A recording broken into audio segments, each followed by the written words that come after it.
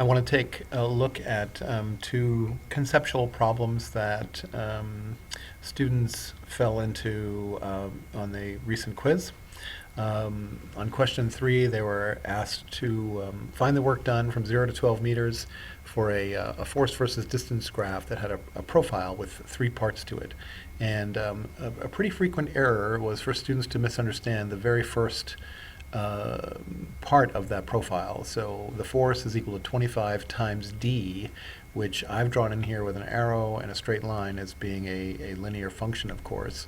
But because the mock quiz had a constant force of 25, students sometimes drew that in and just didn't look carefully at the Here's a second example of that. 25 times d is indeed a linear function, but for whatever reason, this student drew in a line at 75, just thinking 3 times 25 was 75 and thinking of it as being constant.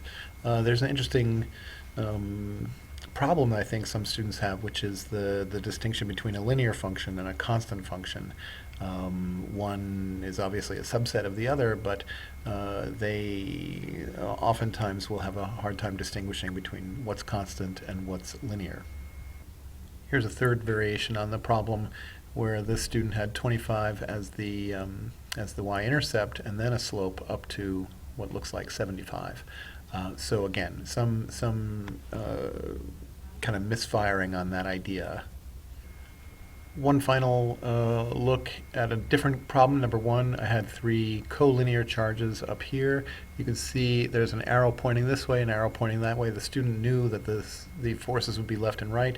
The student calculated both forces properly and then went ahead and used the Pythagorean theorem to figure out the net force. Trained because we had done some problems with charges at right angles.